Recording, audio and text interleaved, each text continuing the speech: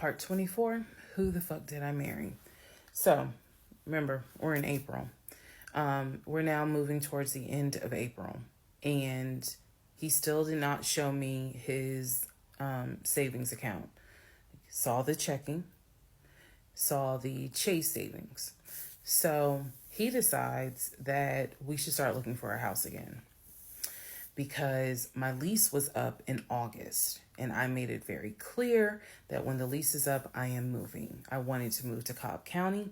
So he was like, we need to get the ball rolling. I didn't want any parts of it. Didn't want any parts of it. He found a realtor. This time it was a woman. And I believe her name was Amber. I think her name was Amber. So he found a realtor and he told her what the budget was. Amber started finding houses. So please understand, or you don't really have to understand, but I believed he was a sane, rational human being. Sane enough that you would not sign an offer on a home if you didn't have the money. That's what I believed. So when we started working with Amber, I believe, showed us 3 or 4 houses. It was not nearly as many as the other realtor, Scott. So one of the houses, absolutely loved. I love the house. I really wanted to put in an offer on that house, and I'm going to post it on the screen, the house. Love that house. It was just absolutely beautiful. And once again, he wanted to put in an all-cash offer on the house. But before he could put in he had told Amber, I want to put in an all-cash offer.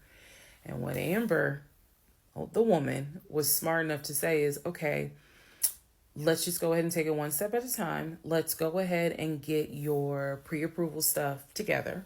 She said, I work with a great lender who, if you're not already pre-approved, he can get you pre-approved, no issues. And then if you want to do an all cash offer, then we'll go ahead and get the proof of funds together. So that way we can submit it all with your offer. Jesus. Y'all already know what happened, because you remember what happened on the last house with Scott. Basically, Legion was like, well, I can get you whatever you need. That's fine. But I really don't want to submit proof of funds unless they accept the offer. Amber, and I don't know where she is. I don't even know if she'll ever see this video. Anyway, let me keep going and I'll explain why that woman has a special place in my heart. So Amber was like, I totally understand, but this is how we're going to do it. I'm going to need that paperwork, okay? And we'll submit it with your offer. She just simply was like, yeah, this is how we're going to do it. And so he did not submit the paperwork when she had asked him to. And I remember I was driving to work and I stopped at the Quick Trip on Upper Riverdale Road in Riverdale, Georgia. And Amber had called me. It was in the morning. She had called me. And I believe with all my heart that Amber knew something was up, but she also knew I did not know what was up. So she called me and she was like, I just don't understand. Like, if he has the paperwork, like, you can submit the paperwork. But the issue was the Chase paperwork that I had was from a year prior. So my understanding was that it pretty much was no good at this point. So she said all he has to do is just email it to me or take a picture of. She was like, I just need to know that he's able to back up his offer. And I said, I totally get it. And she was explaining some stuff to me. She was like, he needs to do X, Y, and Z. And so I said to her, I remember I said, I don't know what's going on. I said, I'm going to get down to the bottom of it, but I don't know what's going on. And so let's put a pause on this whole thing. Let's put a pause on looking at houses. Let's put a pause on getting his pre-approval letter, because I'm not sure what's going on. And she got quiet and she said, okay. I said, and I know this sounds weird. And she said, no. She said, that is actually very smart. She said, do your research. And if I can be of assistance, call me.